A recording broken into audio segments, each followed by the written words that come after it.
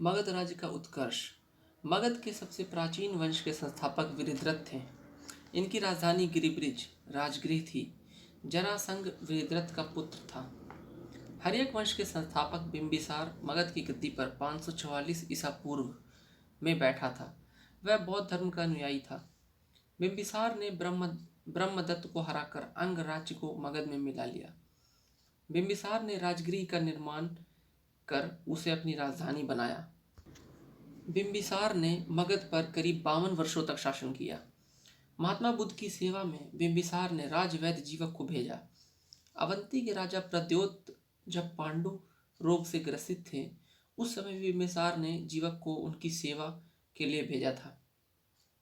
बिंबिसार ने वैवाहिक संबंध स्थापित कर अपने साम्राज्य का विस्तार किया। उसने कौशल नरेश प्रसेनजीत की बहन महाकौशला से, वैशाली के चेटक की पुत्री चेलना से तथा मद्र देश आधुनिक पंजाब की राजकुमारी क्षेमा से शादी की। बिंबिसार की हत्या उसके पुत्र अजातशत्रु ने कर दी और वह 493 ईसा पूर्व में मगध की गद्दी पर बैठा। अजातशत्रु का नाम कुणिक था। अजातशत्रु ने 32 वर्षों तक मगध पर शासन किया। अजातशत्रु प्रारंभ में जैन धर्म का अनुयायी था। अजातशत्रु के सुयोग्य मंत्री का नाम वर्षकार था। इसी की सहायता से अजातशत्रु ने वैशाली पर विजय प्राप्त की। अजातशत्रु की हत्या उसके पुत्र उदायन ने 461 ईसा पूर्व में कर दी थी और वह मगध की गद्दी पर बैठा। उदायन ने पाटलिग्राम की स्थापना की। उदायन भी जैन धर्म का अनुयायी था। हर्यक वंश का अंतिम राजा उदायन का पुत्र नागदशक था। नागदशक को उसके अमात्य शिशुनाग ने 412 ईसा पूर्व में अपदस्थ करके मगध पर शिशुनाग वंश की स्थापना की। शिशुनाग ने अपनी राजधानी पाटलिपुत्र से हटाकर वैशाली में स्थापित की। शिशुनाग का उत्तराधिकारी कालाशोक पुनः राजधानी को पाटलिपुत्र ले गया। शिशुनाग वंश का अंतिम राजा नंदीवर्धन था। नंद वंश का संस्थापक महापद्मानंद था। नंद वंश का अंतिम शासक घनानंद था।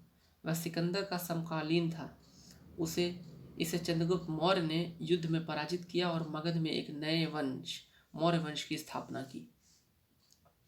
सिकंदर का जन्म 356 ईसा पूर्व में हुआ था। सिकंदर के पिता का नाम फिलिप था। फिलिप 359 ईसा पूर्व में मकदूनिया का शासक बना। इसकी हत्या 329 ईसा पूर्व में कर दी गई। सिकंदर अरस्तु का शिष्य था। सिकंदर ने भारत विजय का अभियान 326 ईसा पूर्व में प्रारंभ किया। सिकंदर का सेनापति सेल्यूकस निकेटर था। सिकंदर को पंजाब के शासक पोरस के साथ युद्ध करना पड़ा, जिसे हाइडेस्पीस का युद्ध या झेलम वितस्ता का युद्ध के नाम से जाना जाता है।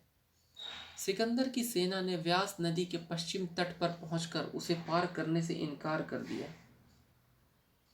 सिकंदर स्थल मार्ग द्वारा 325 ईसा पूर्व में भारत से लौटा। सिकंदर की मृत्यु 323 ईसा पूर्व में बेबीलोन में 33 वर्ष की अवस्था में हो गई। सिकंदर का जज सेनापति था निर्याकस। सिकंदर का प्रिय घोड़ा बोकुफेला था। इसी के नाम पर उसने झेलम नदी के तट पर बोकेफेला नामक नगर बसाया। मौर्य वंश का संस्थापक चंद्रगुप्त मौर्य था। चंद्रगुप्त मौर्य का जन्म 345 ईसा पूर्व में हुआ था। घनानंद को हराने में चाणक्य ने चंद्रगुप्त मौर्य की मदद की थी, जो बाद में चंद्रगुप्त का प्रधानमंत्री बना। चाणक्य अर्थात कौटिल्य या विष्णुगुप्त द्वारा लिखित पुस्तक अर्थशास्त्र है, जिसका संबंध राजनीति से है। चंद्रगुप्त मगध की राजगद्दी पर 322 ईसा पूर्व में बैठा। चंद्रगुप्त जैन धर्म का अनुयायी था।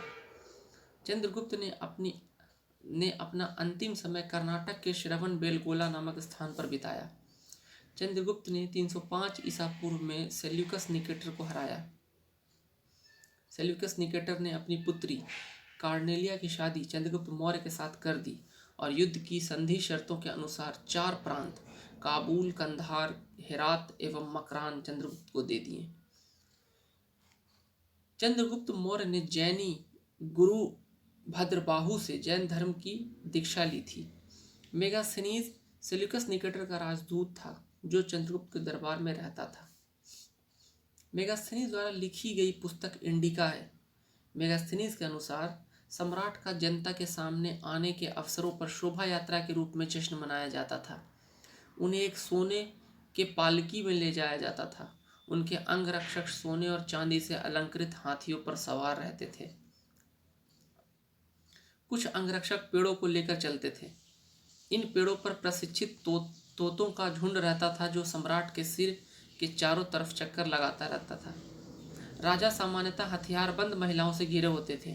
उनके खाना खाने के पहले खास नौकर उस खाने को चखते थे। वे लगातार 2 रात तक एक ही कमरे में नहीं सोते थे। पाटलिपुत्र के बारे में मेगास्थनीज ने लिखा कि पाटलिपुत्र एक विशाल प्राचीर से घिरा था, जिसमें 570 बुर्ज और 64 द्वार हैं। 2 और 3 मंजिल वाले घर लकड़ी और कच्ची ईंटों से बने हैं। राजा का महल भी काठ का बना है, जिसे पत्थर की नक्काशी से अलंकृत किया गया है। यह चारों तरफ से उद्यानों और चिड़ियों के लिए बने बसेरों से घिरा है। चंद्रगुप्त मौर्य और सेल्यूकस के बीच हुए युद्ध का वर्णन एपियानस ने किया है। प्लूटार्क के अनुसार चंद्रगुप्त ने सेल्यूकस को 500 हाथी उपहार में दिए थे। चंद्रगुप्त मौर्य की मृत्यु 298 ईसा पूर्व में श्रवण बेलगोला में उपवास द्वारा हुई। बिंदुसार। चंद्रगुप्त मौर्य का उत्तराधिकारी बिंदुसार हुआ, जो 298 ईसा पूर्व में मगध की राजगद्दी पर बैठा। अमित्रघात के नाम से बिंदुसार जाना जाता है। अमित्रघात का अर्थ है शत्रु विनाशक। बिंदुसार आजीवक संप्रदाय का अनुयायी था। वायु पुराण में बिंदुसार को भद्रसार या वारीसार कहा गया है। स्ट्रैबो के अनुसार सीरियन नरेश एंटियोकस ने बिंदुसार के दरबार में डाईमेकस नामक राजदूत भेजा। इसे ही मेगास्थनीज का उत्तराधिकारी माना जाता है। जैन ग्रंथों में बिंदुसार को सिंहसेन कहा गया है। बिंदुसार के शासनकाल में तक्षशिला में हुए 2 विद्रोहों का वर्णन है। इस विद्रोह को दबाने के लिए बिंदुसार ने पहले सुसीम को और बाद में अशोक को भेजा। एथेनियस के अनुसार बिंदुसार ने सीरिया के शासक एंटियोकस प्रथम से मदिरा, सूखे अंजीर एवं एक दार्शनिक भेजने की प्रार्थना की थी। बौद्ध विद्वान तारानाथ ने बिंदुसार को 16 राज्यों का विजेता बताया है। अशोक। बिंदुसार का उत्तराधिकारी अशोक महान हुआ, जो 269 ईसा पूर्व में मगध की राजगद्दी पर बैठा। राजगद्दी पर बैठने के समय अशोक अवंती का राज्यपाल था। मास्की एवं गुर्जरा अभिलेख में अशोक का नाम अशोक मिलता है। पुराणों में अशोक को अशोकवर्धन कहा गया है। अशोक ने अपने अभिषेक के 8वें वर्ष लगभग 261 ईसा पूर्व में कलिंग पर आक्रमण किया और कलिंग की राजधानी तोसली पर अधिकार कर लिया। प्लिनी का कथन है कि मिस्र का राजा फिलाडेल्फस टॉलमी सेकंड ने पाटलिपुत्र में डियानीसियस नाम का एक राजदूत भेजा था अशोक के दरबार में। उपगुप्त नामक बौद्ध भिक्षु ने अशोक को बौद्ध धर्म की दीक्षा दी। अशोक ने आजीविकों को रहने हेतु बराबर की पहाड़ियों में 4 गुफाओं का निर्माण करवाया, जिसका नाम कर्ज, चोपार, सुदामा तथा विश्व झोपड़ी था। अशोक के पौत्र दशरथ ने आजीविकों को नागार्जुन गुफा प्रदान की थी। अशोक की माता का नाम सुभद्रांगी था। अशोक ने बौद्ध धर्म के प्रचार के लिए अपने पुत्र महेंद्र एवं पुत्री संघमित्रा को श्रीलंका भेजा। भारत में शिलालेख का प्रचलन सर्वप्रथम अशोक ने किया। अशोक के शिलालेखों में ब्राह्मी, खरोष्ठी, ग्रीक एवं अरमाइक लिपि का प्रयोग हुआ है। ग्रीक एवं अरमाइक लिपि का अभिलेख अफगानिस्तान से, खरोष्ठी लिपि का अभिलेख उत्तर पश्चिम पाकिस्तान से और शेष भारत से ब्राह्मी लिपि के अभिलेख मिले हैं। अशोक के अभिलेखों को 3 भागों में बांटा जा सकता है। पहला शिलालेख, दूसरा स्तंभ लेख और तीसरा गुहा लेख। अशोक के शिलालेखों की खोज 1750 ईस्वी में पादेट्री फैंथेलर ने की थी। इनकी संख्या 14 है। अशोक के अभिलेख पढ़ने में सबसे पहली सफलता 1837 में जेम्स प्रिंसेप को मिली। अशोक के प्रमुख शिलालेख एवं उनमें वर्णित विषय। पहला शिलालेख, इसमें पशु बलि की निंदा की गई है। दूसरा शिलालेख, इसमें अशोक ने मनुष्य एवं पशु दोनों की चिकित्सा व्यवस्था का उल्लेख किया है। तीसरा शिलालेख, इसमें राजकीय अधिकारियों को यह आदेश दिया गया है कि वे हर 5वें वर्ष के उपरांत दौरे पर जाएं। इस शिलालेख में कुछ धार्मिक नियमों का भी उल्लेख किया गया है। चौथा शिलालेख, इस अभिलेख में भेरी घोष की जगह धम्म घोष की घोषणा की गई है। पांचवा शिलालेख, इस शिलालेख में धर्म महामात्रों की नियुक्ति के विषय में जानकारी मिलती है। छठा शिलालेख, इसमें आत्मनियंत्रण की शिक्षा दी गई है। सातवां एवं आठवां शिलालेख, इसमें अशोक की तीर्थ यात्राओं का उल्लेख किया गया है। नौवां शिलालेख, इसमें सच्ची भेंट तथा सच्चे शिष्टाचार का उल्लेख किया गया है। 10वां शिलालेख, इसमें अशोक ने आदेश दिया है कि राजा तथा उच्च अधिकारी हमेशा प्रजा के हित में सोचें। 11वां शिलालेख, इसमें धम्म की व्याख्या की गई है। 12वां शिलालेख, इसमें स्त्री महामात्रों की नियुक्ति एवं सभी प्रकार के विचारों के सम्मान की बात कही गई है। 13वां शिलालेख, इसमें कलिंग युद्ध का वर्णन एवं अशोक के हृदय परिवर्तन की बात कही गई है। इसी में पड़ोसी राजाओं का वर्णन है। 14वां शिलालेख, अशोक ने जनता को धार्मिक जीवन बिताने के लिए प्रेरित किया है। अशोक के स्तंभ लेखों की संख्या 7 है, जो केवल ब्राह्मी लिपि में लिखी गई है। यह 6 अलग अलग स्थानों से प्राप्त हुआ है। पहला, प्रयाग स्तंभ लेख, यह पहले कौशाम्बी में स्थित था। इस स्तंभ लेख को अकबर ने इलाहाबाद के किले में स्थापित करवाया। दूसरा, दिल्ली टोपरा, यह स्तंभ लेख फिरोज शाह तुगलक के द्वारा टोपरा से दिल्ली लाया गया। तीसरा, दिल्ली मेरठ, पहले मेरठ में स्थित यह स्तंभ लेख फिरोज शाह द्वारा दिल्ली लाया गया है। चौथा, रामपुरवा, यह स्तंभ लेख चंपारण बिहार में स्थापित है। इसकी खोज 1872 ईस्वी में कार्लायन ने की है। पांचवा, लौरिया अरेराज, चंपारण बिहार में।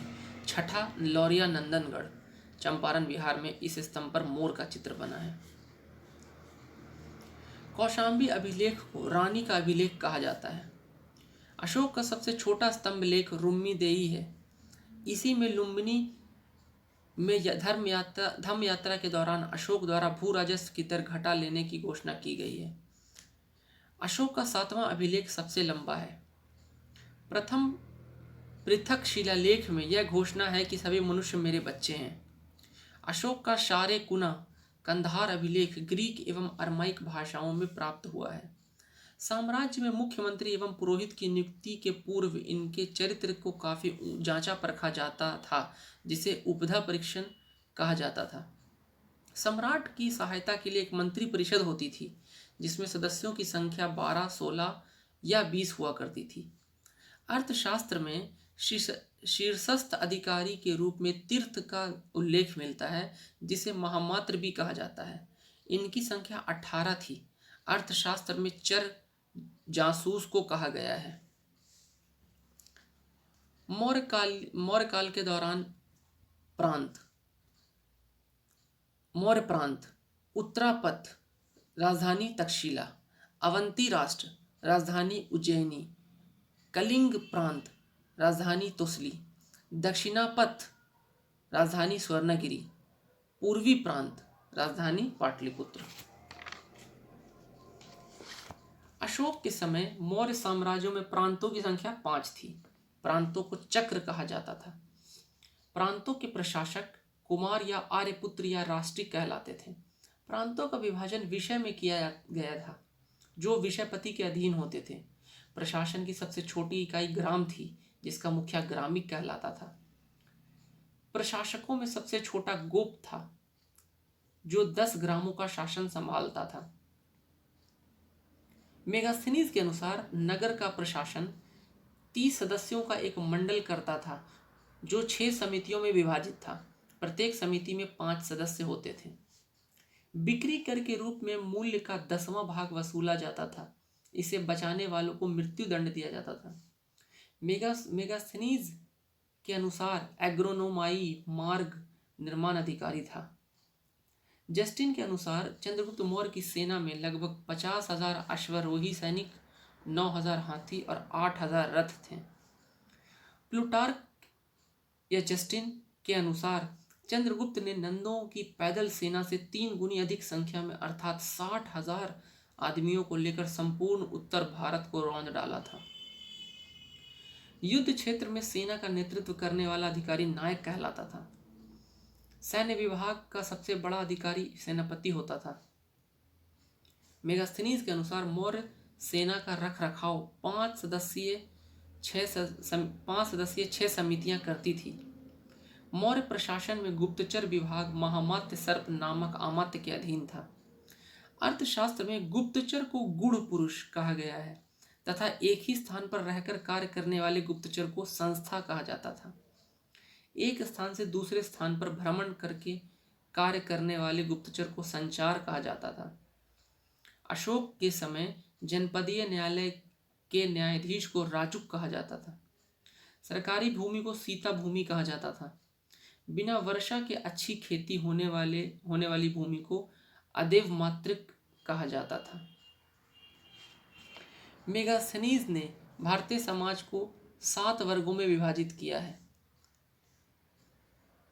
पहला दार्शनिक, दूसरा किसान, तीसरा अहीर, चौथा कारीगर, पांचवा सैनिक, छठा निरीक्षक एवं 7वां सभासद। स्वतंत्र वैश्यावृत्ति को अपनाने वाली महिला रूपाजीवा कहलाती थी। नंद वंश के विनाश करने में चंद्रगुप्त मौर्य ने कश्मीर के राजा प्रवर्तक से सहायता प्राप्त की थी।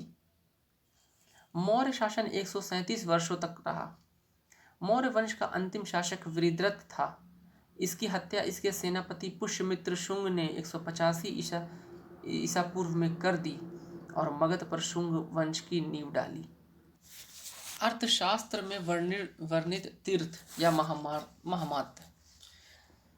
मंत्री प्रधानमंत्री, पुरोहित धर्म एवं दान विभाग का प्रधान, सेनापति सैन्य विभाग का प्रधान, युवराज राजपुत्र, द्वारिक राजकीय द्वार रक्षक, अंतर्वेदिक अंतःपुर का अध्यक्ष, समाहर्ता आय का संग्रहण करता, सन्निधाता राजकीय कोष का अध्यक्ष, प्रशास्ता कारागार का अध्यक्ष, प्रदिष्टि कमिश्नर, पौर नगर का कोतवाल, व्यवहारिक प्रमुख न्यायाधीश, नायक नगर रक्षा का अध्यक्ष, कर्मांतिक उद्योगों एवं कारखानों का अध्यक्ष, मंत्री परिषद अध्यक्ष, दंडपाल सेना का सामान एकत्र करने वाला, दुर्गपाल दुर्ग रक्षक, अंतपाल सीमावर्ती दुर्गों का रक्षक। प्रशासनिक समिति एवं उनके कार्य। प्रथम प्रशासनिक समिति के कार्य: उद्योग एवं शिल्प कार्य का निरीक्षण। द्वितीय समिति विदेशियों की देखरेख। तृतीय समिति जन्म मरण का विवरण रखना। चतुर्थ समिति व्यापार एवं वाणिज्य की देखभाल। पंचम समिति निर्मित वस्तुओं के विक्रय का निरीक्षण। षष्ठ समिति बिक्री कर वसूल करना। सैन्य समिति एवं उनके कार्य। प्रथम समिति जल सेना की व्यवस्था। द्वितीय समिति यातायात एवं रसद की व्यवस्था। तृतीय समिति पैदल सैनिकों की देखरेख। चतुर्थ समिति अश्वरोहियों की सेना की देखरेख। पंचम समिति गज सेना की देखरेख। षष्ठ समिति रथ सेना की देखरेख। धन्यवाद।